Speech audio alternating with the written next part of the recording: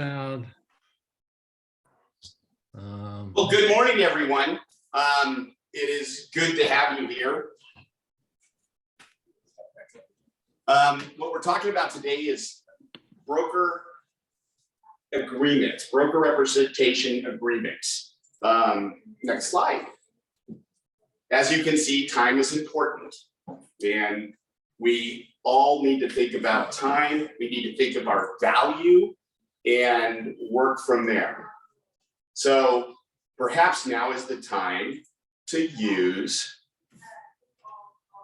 next slide, buyer representation agreements.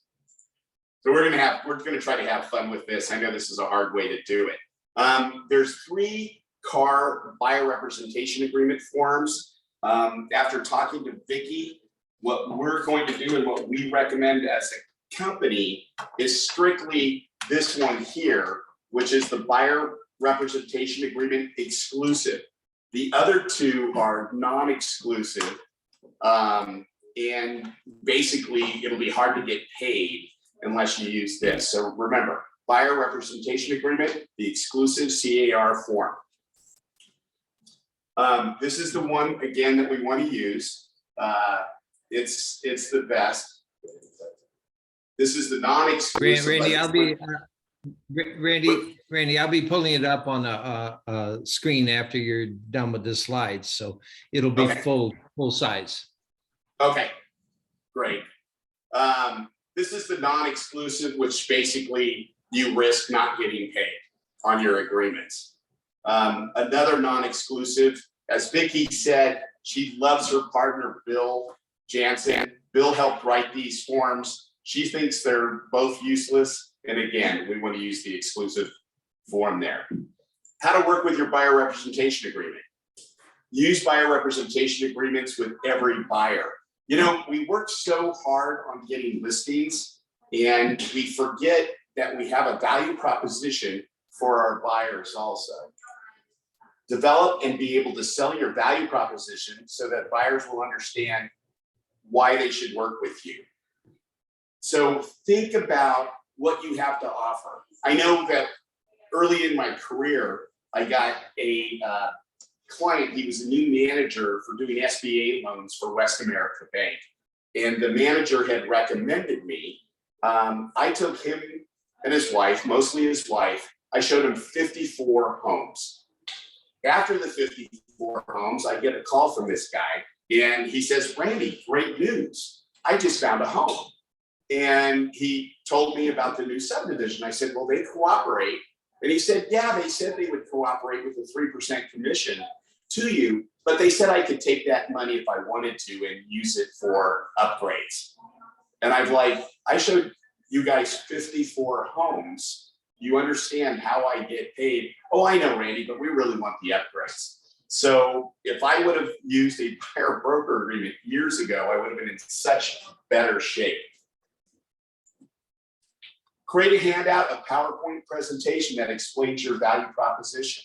Again, think about what your value is. Sell yourself with your buyers in the way that you sell yourself with sellers. Like I said, we talk to sellers. We work so hard on getting listings, but you know, I wish I could see everybody today, because I would like to know how many of you have had experience like I did in regards to showing properties, and all of a sudden they've gone to another agent, they've walked into a open house, or they've walked into a new subdivision, and all of a sudden they forget all about you and how hard you've worked. Give your program a name, you know, super duper, you know, real estate. Amy's Agent, 10-point exclusive buyer services program. If you agree to work with me, I will do all of the following for you. Meet with the buyers virtually or in person with permissible buyer showing any property. So again, think about how you want to work, create the energy so that you work that way. Discuss how your buyers work with buyers who agree to work exclusively with you. Ask the buyers to agree to work with you for a finite time.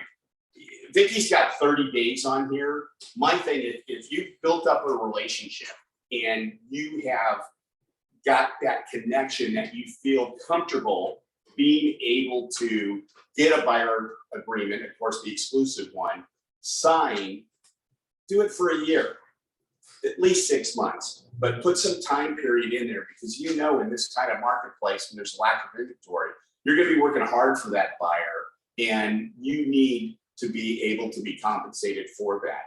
One of my old things when my clients, after I met with them and told them how I work with them exclusively, and I expect the same with them, I would give them a stack of business cards and go, when you go to an open house, if you go to a new home subdivision, please hand out my card.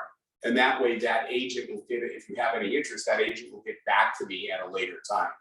Be proactive to protect yourself with the competition out there.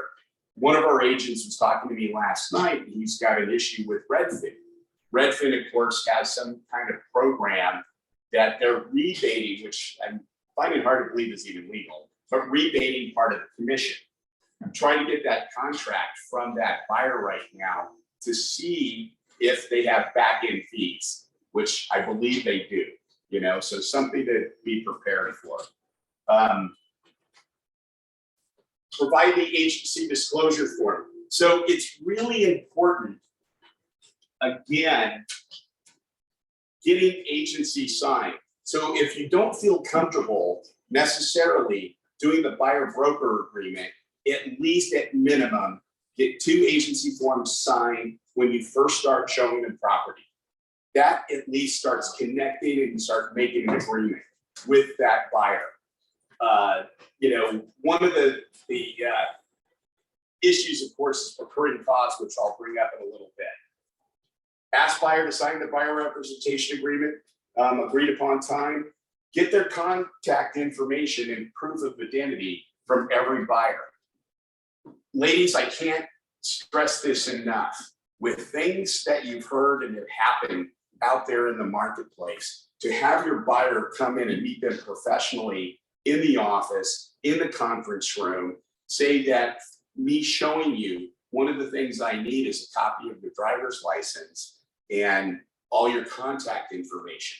It doesn't hurt to request that, especially if you're feeling uncomfortable. If it's not a normal referral, you've picked them up from one of your lead generation sources. It's first time you meet them. I really highly suggest that you meet in an office place, especially when we have other agents, we have staff there, so that everybody knows who this individual was. So think about just as a safety issue in regards to showing property. Don't make promises you can't keep. This is the biggest thing. You know, I believe in under-promising and overachieving. And it's so important to, if you put together that list of those 10 points or what you're going to do for that buyer, I want you to really think about being realistic with what you're offering them. Make sure that you perform. Don't warrant or guarantee your services. Another thing, you know, you can be held accountable for making a guarantee that might not happen. Whether it's price, terms, or whatever, don't make a guarantee. Buyers, teach your buyers to contact you in regards to any houses. I know this has happened to me also where, and I hear this happening to agents all the time. Oh, I know you're busy, so I didn't want to have to call you to show me this property. So I went ahead and had the listing agent do it. That starts making it really tough in regards to recurring cause arguments at a later date, even with the buyer broker agreement. So educate, tell, let them know your services. So again, you're building your value proposition with that purchase. You know, they need to see your value. You need to not be a taxi cab driver. I can imagine none of you want to just drive and I know we've all done it, but we just drive and drive and drive. And I hear people that have worked with people and drove them around for 2 years. That's not your goal. Your goal is to get an active buyer that wants to buy a piece of property in the next 30 to 90 days. So think about how you're utilizing your time also. Keep your promises. The buyer will hold you to those promises. And again, remember, that's part of the way you build up your referral business is by keeping your promises and overperforming. Buyer representation agreement gives all prospective buyers and the 2 agency disclosure forms get both signed in the outset of your relationship. We talked about that before. Utilize your agency. We do it with sellers, yet how many of us don't do that with buyers? Think of your professionalism. Fully explain your value proposition. Again, we can't utilize what our value is enough to those prospective, those buyers we get involved with. Properly complete your brokerage preferred buyer representation agreement form and get it signed.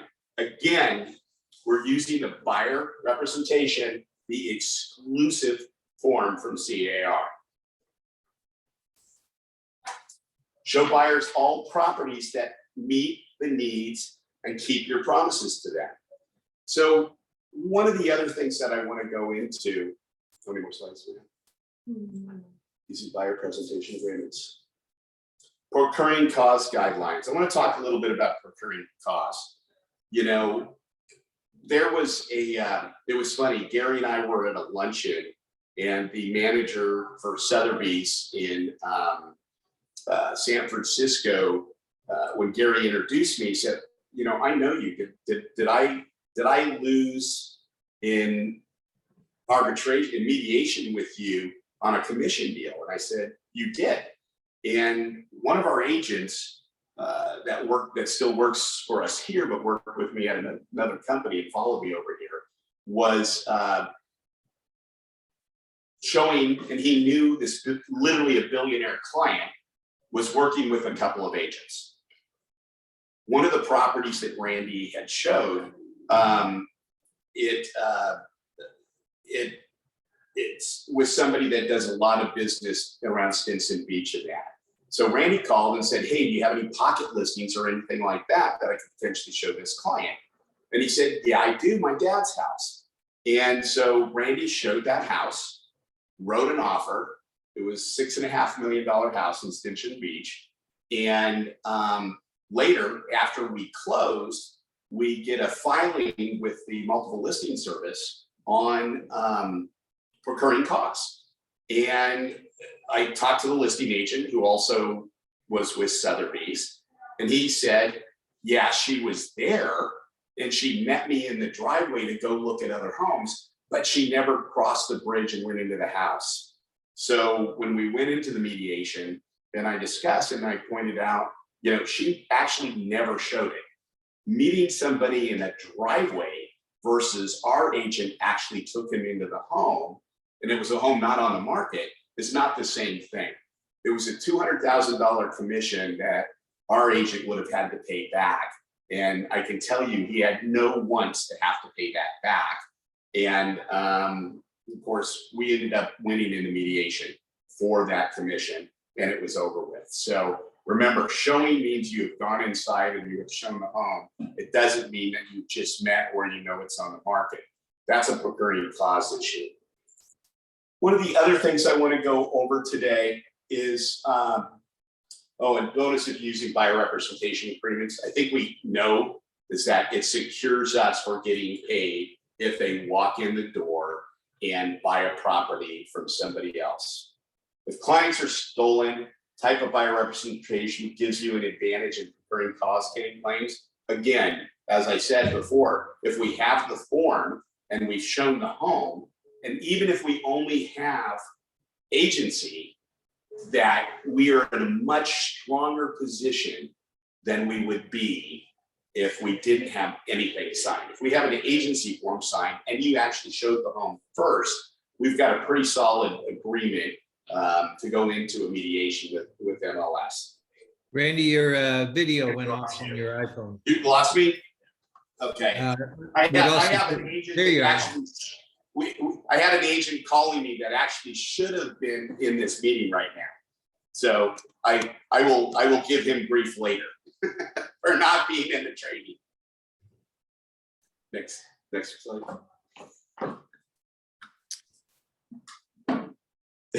Just 1 second. Okay, we're through with the slide presentation, but I want to go over something else that's really, really important here. Some of you know, in regards to commission, there is a company in Lake County that has put an offering commission of $1 to a crop-oriented agent. I don't think any of you want to work for $1, I'm sure. So I want to give you a couple of things to be able to handle that. Now, this brokerage, well, first off, remember, we cannot, under any circumstances, our agents talking to other agents from other company, discuss commission. That enacts antitrust. And we don't want to get in an antitrust suit. So even though somebody is offered $1, you don't get a big discussion with them about that or other brokers. You have to be really careful for that. Those are some of the things the Department of Real Estate looks at. But what they have wanted us to do with these dollar listings is they want to use a single party compensation agreement. Gary and I are going to tell you emphatically no on this form. How they've stated it is they want you to send this form in with your offer. You know, I love when agents send me NDAs or anything like that with their offer, because what you should be doing is sending any compensation agreements, any NDAs in that prior to presenting your offer. And at that time, get them signed and then present your offer. Once you hand forms like this with your offer, the seller just simply doesn't have to sign it. To them, it's not part of the agreement because it hasn't been sold yet. It hasn't been signed. So in most cases, they toss these forms and they're done with it. So we're not going to use the single compensation agreement. In the infinite wisdom of CAR, we have a cooperating broker compensation agreement and escrow instructions. What I really like about this form is it gives you choices. So when something is on multiple, sorry, we got some printing going on there. If you guys are getting backlog. But with the cooperating broker compensation agreement and escrow instructions, there's a box here that confirmation of compensation in the MLS. Buyer's broker is a participant in the MLS, the reciprocal MLS, and accepts the offer of compensation published in the MLS as, so there's that box. The box I like when somebody is presenting an offer or only offering $0, which I've seen in Oakmont, $1, which is happening in Lake County, is that a modification of compensation in MLS. Buyer's broker is a participant in MLS or reciprocal MLS and accepts the offer of compensation published in the MLS as modified herein. So it gives you a box here that you can say 2.5%, you could say 3%, whatever you determine is that agreement, put it in here, sign it, and send it off.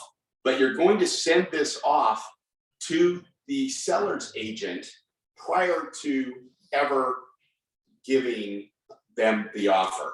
The challenge is you really need to get your buyer client to agree to the compensation. So, you know, the thing that to me, it's an easy spin, Mr. Buyer, Mrs. Buyer. The seller is offering $1 for compensation. As you know, I've worked hard for you, and that's not a just commission to be paid for your transaction. What I would ask you to do is to agree to me being able to present this form and negotiate the commission on the transaction before we submit your offer. And to the case if the seller doesn't want to negotiate the commission, as you know, we have a buyer broker's compensation agreement that states that you're going to give me 3%. I don't think you should pay for the commission. So would you give me permission to move forward with this form? And I think most buyers aren't going to want to pay the commission, and they will agree to you presenting this and negotiating your commission up front. There's just a real danger of not doing it up front. And again, I had one time that I did, client wanted a certain area of Northwest Santa Rosa, and there was a help you sell office there, and listing. It was not offering buyer's agent compensation. Called up the agent, said I have a client that wants to look at it, and I showed that property. We went ahead and I did a compensation agreement, and I brought that in to the seller at the time that I presented the offer. I told the seller, I said, for my client to move forward, and that unless we come to an agreement on compensation, that I will not present my offer. With you signing this, with the presentation of my offer, you have three choices. You can accept the offer, which I hope you do. You can counter that offer, or you can reject that offer. But I only get paid if it's successfully closed. How do you feel about that? They signed the agreement. They accepted our offer with a minor counter. We closed the escrow, and I was paid 3%. So again, it takes that agreement with you, with the buyer exclusive agreement, to be able to be in a strong position to negotiate your commission up front. But do it up front. Now, I don't know if anybody can ask any questions of me or other. Yeah, let's see if anyone has any questions on that. And then I'm going to pull up the actual form and the buyer representation agreement form and walk through it line by line, pretty quickly, but we'll do that. Does anyone have any questions with, well, I have one comment on what Randy presented there, and that is there's multiple lawsuits against NAR right now and the Department of Justice and so forth. And this antitrust stuff is very, very real. And one of the cases is that the practice has been to kind of perhaps I don't think we've ever done this, but around in other places, the buyers have said, "Oh, you don't have to pay me. The seller is going to pay me." You don't pay me separately. So the relationship of the buyer's broker's compensation isn't transparent and clear. And one of the lawsuits deals with the fact that the buyer is the one who ultimately pays both commissions because the buyer is bringing the money to the table to purchase the property. And the way we've structured it is the seller, comes out of the seller's proceeds, but who's paying the seller? The buyer. So the buyer is actually the one paying all the commissions, not only the buyer broker commission, but the listing agent's commission. So that one of the lawsuits around that is that our industry hasn't been transparent about how the different agents and brokerages get compensated. But Julie, you have a question? Go ahead and unmute. So I actually do use buyer broker agreements with about 90% of my clients. The other 10% end up screwing me over. So I'm trying to get that up to 100%. But I have an addendum to mine that talks about if the property is off the market or a for sale by owner, that I'll be paid a 3% commission. And I've never had anybody not sign my agreements when I present it to them. And when I talk about the FSBO part, I just tell them, you know, I do have 3% if it's a FSBO because I'm going to be doing a lot more work for both sides of the transaction. And I just explain it to them up front like that and say, you know, I've never once had it happen yet, but if you find a FSBO, we can certainly go after it. So I'm wondering if that is acceptable to you guys or if I should change that. Well, you know, one of the things I've done in my history with for sale by owners is that cooperate. I try to renegotiate my commission and get higher than 3%, and basically say, you know, when I've done it, and it's been years since I've done it, but you know, there is going to be compensation. There is going to be compensation on the. I need compensation for the work I'm going to do for you, and I was successful with getting, you know, not a full what I would consider a full commission, but you know, like a 4.5% commission to handle their site too. You know, so I would always say, don't limit yourself with the buyer broker. I would still try to negotiate with that seller to get them to pay the commission over my buyer with a compensation agreement.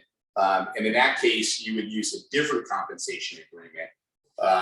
You would go to just a commission agreement here, and I know you guys can't see that, but a commission agreement for negotiating something that's not on multiple listing. Does that make sense? Always try to get paid. Yeah, definitely. I would try to do that, but at least I have my butt covered with the 3% in the case of the buyers. Right. Okay. You could send me the addendum, Julie. That would be great. I would like to see it. Definitely. I'm surprised. We'll go through this buyer broker or buyer representation agreement, but it was last modified by CAR in 12 of 18, so just a couple of years ago. And I'd be surprised if it doesn't really cover listed or unlisted properties.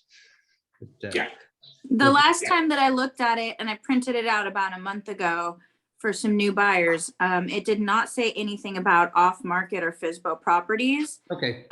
It just talked about stuff that was on the MLS. Right. Yeah, the form I brought up is really about it being on the MLS. Okay. Not. Yeah, I'll send that over to you, Gary. Okay. Thanks a bunch. Yeah. So this is the buyer representation agreement exclusive. This is the one that Randy was suggesting we use. And it's a exclusive right to represent, and then you will put in the buyer's name and then the broker's name. And this is the what was called the representation period. So it starts today and it goes for 6 months or whatever you agree to. But I agree with Randy, if you get some period of time, that, you know, a month is, you know, how many buyers do you take out and get them in escrow within a month? You know, some, but not all. Mhm. And then it lists 1A, B, or C. And it says a property to be acquired is any purchase, lease, or other acquisition of any real property or manufactured home described as location. And then you would put in, you know, a broad location, you know, Sonoma County, or you know, Sonoma, Napa, you know, you put in a broad, you know, location or other, and the price range. So you put in a price range, you know, 500,000 to, you know, $1.5 million, you know, whatever you're dealing with, you know, you'll talk to them a little bit here. So that's A, that's kind of the default. And then you've got an or B to the following specified properties only. And that would be where you've already identified properties that that you're going to consider, you know, writing offers on, and you would list them on. And obviously this isn't you know, large enough to put more than 1 or 2 properties. So you would want to then 3, only the properties identified on the attached list. So you would probably attach a list of the properties. If you were going to just show them one house, you know, and that was all you're working on, then you can put the one house in here in number 2. B, 1B, broker agrees to exercise due diligence and reasonable efforts to fulfill the following authorizations and obligations. C, broker will perform its obligations under this agreement through the individual signing the broker below, and that means you, the agent, or another real estate agent assigned by the broker, blah, blah, blah. So yeah, that's you. Then, you know, it has the normal agency relationships. This form starts with, when you pull it up in CAR, you know, in ZipForms, it starts just like the listing agreement with the disclosure. And then it goes into the fair housing. And then it goes into the agreement. So this number 2 deals with agencies. And it deals with single agent only. The broker's firm lists properties for sale. Buyer understands the election will prevent broker from showing properties that are listed broker's firm, blah, blah, blah. That's if single agents only. Buyer broker's firm does not list properties. You know, so you need to make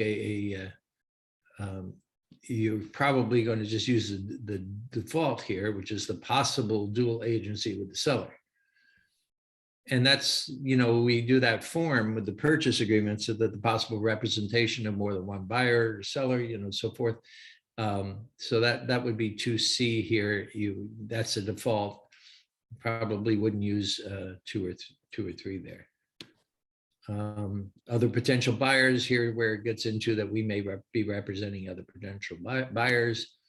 So that separate form of possible buyer seller representation isn't in here because it's included in the body of this form. Then we get into compensation. The amount or rate of real estate is, you know, is negotiable. Buyer agrees to pay broker irrespective of agency relationships as follows. And then you would put, you know, whatever you know, are agreeing on 3% of the acquisition price. And then it has a chance to add on there. Or in some cases, we're going to agree to a flat fee, you know, $10,000, you know, whatever it is. But normally we're going to have a percentage in here. So that's where you determine the amount to be paid. This is interesting here. So buyer is responsible for payment of the compensation. However, if anyone other than the buyer compensates the broker for services covered by this agreement, that amount should be credited toward the buyer's obligation to pay commission.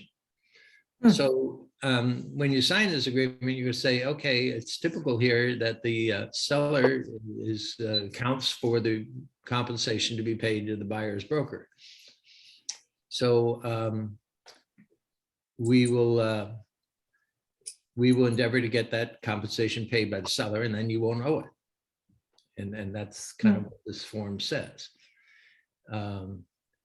If the amount the compensation broker receives from anyone other than the buyer exceeds the buyer's obligation, the excess amount shall be disclosed to the buyer, and if allowed by law, either paid to the broker or credited to the buyer or other.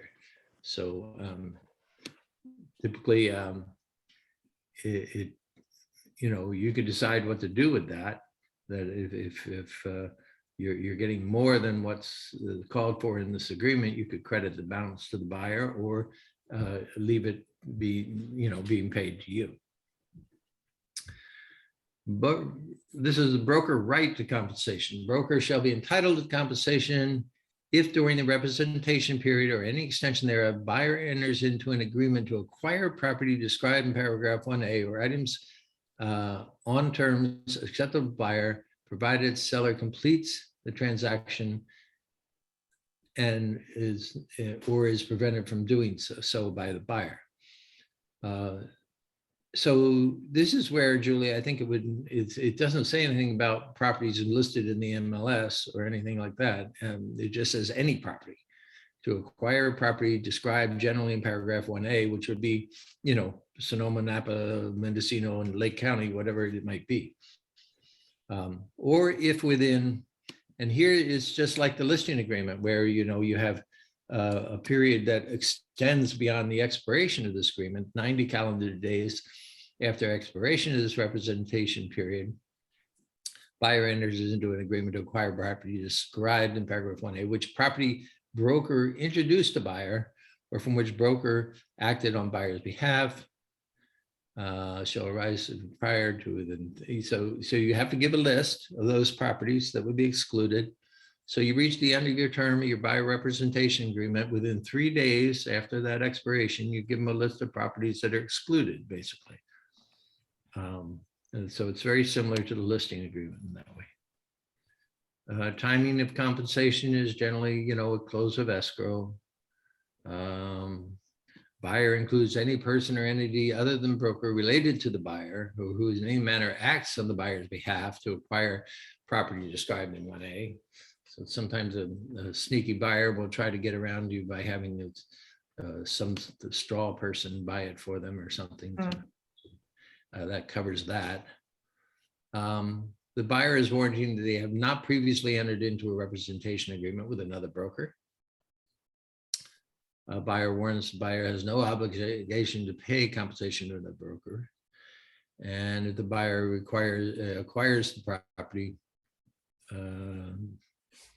broker is neither, let's see, if buyer acquires a property specified in G2 above, during the time buyer is obligated to commensurate to another broker, that broker is either entitled to compensation under this agreement or obligated to pay.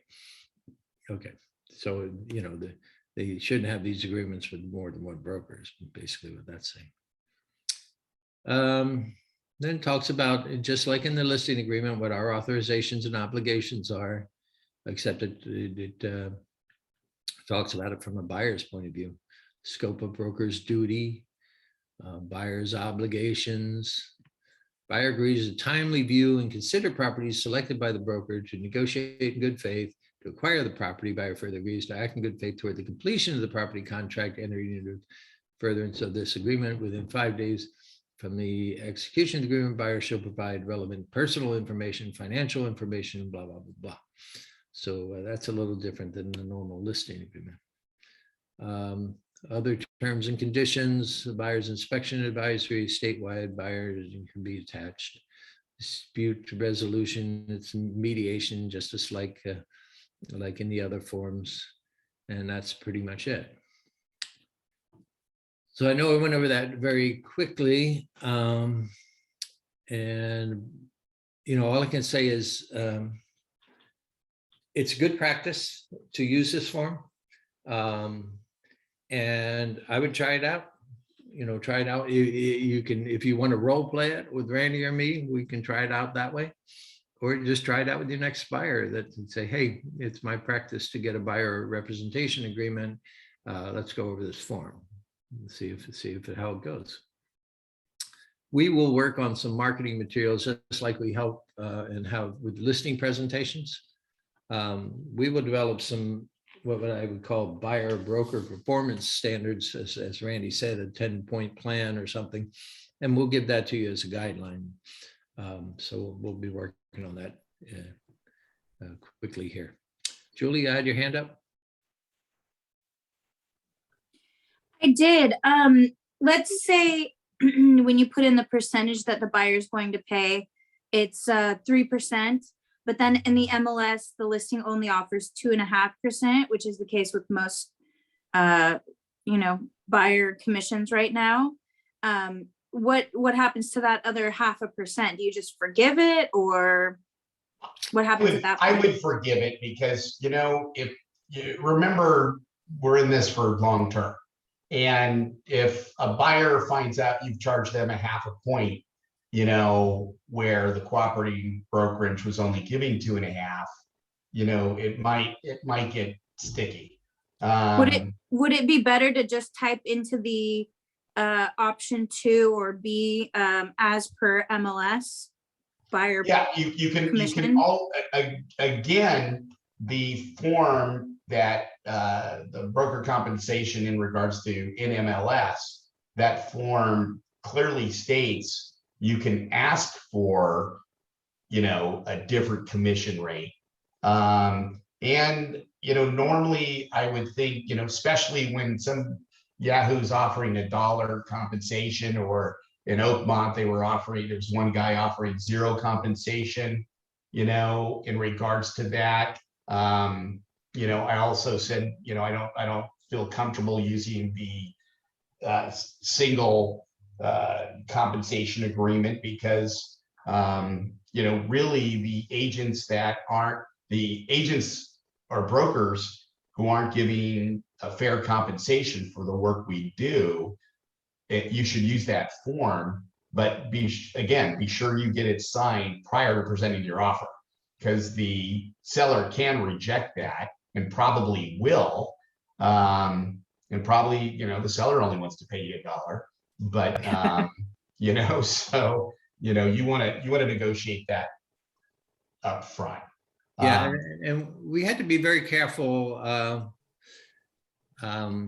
It's not illegal or unethical for a brokerage to decide on their compensation plan between themselves and the seller and the brokerage community. So if they want to offer $1, that's legal and ethical that they do that. We can't disparage them. Can't call them Yahoos. They just have a different business plan and business model than what the majority of the brokers have, and we have to learn to deal with that if we want to deal with them. And we can't really steer our buyers away from them because they may have the property our buyer is really looking for. So we need these extra tools when we encounter that, where a commission to the selling office, a CSO offered in the MLS, is not corresponding to our expectations, your expectations and our expectations as a brokerage. We have to have the tools to deal with that. So yeah, Mari, you have your hand up. Yeah, so I'm just a little bit confused about what you're saying. I mean, are we supposed to handle it ahead of time with our clients, our buyers? Are we supposed to handle it when we run into a property that they want to write on that has a $1? Well, if you do the buyer broker agreement, Yeah, you should do it at minimum. We should all get in the habit of doing an agency form when we Right. sit down with a buyer at Yeah. minimum, and explain it. If we use the buyer broker agreement, you really should give them, as part of your package, as part of your 10-point plan, you should give them the fair housing document. You should give them the buyer's advisory. Have them sign all of that at the same time, so that you have a real complete buyer package with explanations of what rights they have. That should be done first. It doesn't hurt on the buyer broker agreement when you get it signed that really, we're hoping that the commission is built in to the listing, but in some cases it's not. And if it's not, I need your permission to, basically say, unless seller, and again, as Gary said, the buyer technically is paying the commission because they're the ones bringing in the money. right. But say, I asked you for your permission to present the commission agreement. If they're not paying a reasonable commission to me, present the commission agreement, and you agree that if they're not going to pay, then you're not going to present your offer.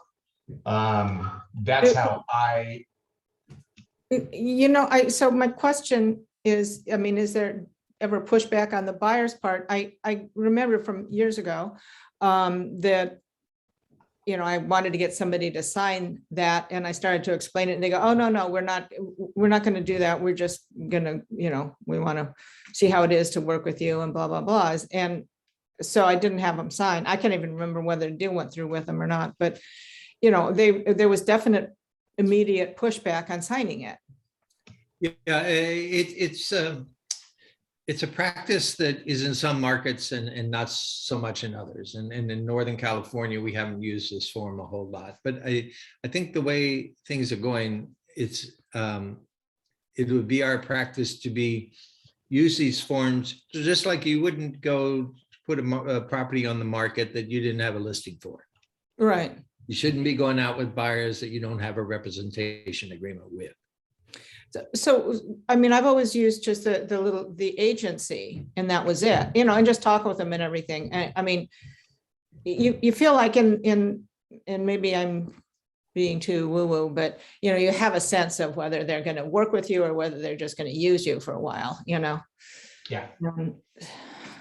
Well, again, if you get pushback on that form, but you have them sign agency and you have them sign the buyer inspection advisory, you have them sign the fair housing stuff, if you get them to at least sign something, right. I believe that we're going to get more loyalty than if we don't get anything signed at all. I see your point. Yeah, I see your point.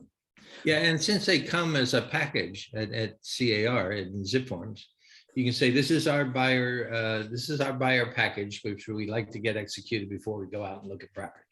And it just happens to include this buyer representation agreement. But like all forms, we need to read these over and understand them and be able to talk about them. Like you're very comfortable talking about a listing agreement and the obligations in the listing agreement. You need to be just as comfortable with this form. Okay. I have one other question. When I've been in that situation in the past, I've written, and I can't remember if it's in the new RPA or not, but there was an area where you could sort of add things in. It's like on the third page or second or third page.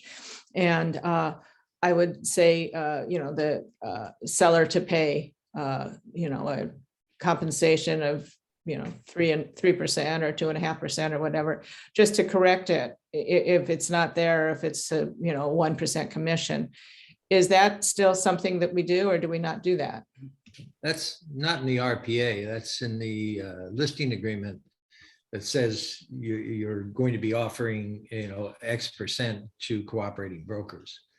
But there's no mention of commissions in the RPA itself, which is why we need these additional forms. Yeah, no, I think I did put it into the RPA because there's a little area where you can add, you can add stuff. It's about 3 lines or so, 3 or 4 lines. You mean under the other terms? Yeah. Yeah, technically, we shouldn't be negotiating commissions with the RPA. Okay, thank you. Yeah. Well, I don't think it doesn't hold up, does it, Gary? Period. No. Yeah. Okay, well, it's good to know. I didn't know that. Yeah. We just had something happen where a agent, our seller basically was defaulting on his agreement. He got bad information from his bank and owed considerably more than the offer that he had. And, and he simply couldn't perform. So the buyer's agent wrote in an addendum that they're going to cancel if they're paid their commission and their buyers reimbursed $1,000 for inspections. And our agent did a great job of, basically saying, no, that's not good. I called up the broker and said, commission isn't a buyer seller thing. It's between us, and you can't hold leverage of getting paid a commission and reimburse your client for their $1,000. And I go, you're not going to win this. If you want to push your commission, you should just go out and find another house for your buyer. And commissions are paid upon successful close of escrow. And we're really sorry our client can't perform, but if it doesn't close, you don't get paid. So we ended up finally, getting it down to $1,000 to the client, and the brokerage backed down on that. And, and our client reasonably should have paid $1,000, which they did. So, I see people trying to negotiate their commission between buyers and sellers, more often than we should see that. And that's just not the appropriate way to do it. Yeah, I haven't run into it too much, but yeah. Kendra wrote a question in the chat. Would that not turn off the buyer if you requested cash from the buyer when the listing already agrees to pay the selling office? Well, the thing in getting these agreements signed is we don't know what property we're going to be showing them. Mhm. And we may show them a property where the offer of compensation in the MLS is $0 or $1 or 1% or something that's not, suitable to you and to us as compensation for these efforts. So that's why this clause, you need to be able to explain this to them really clearly in this paragraph 3B.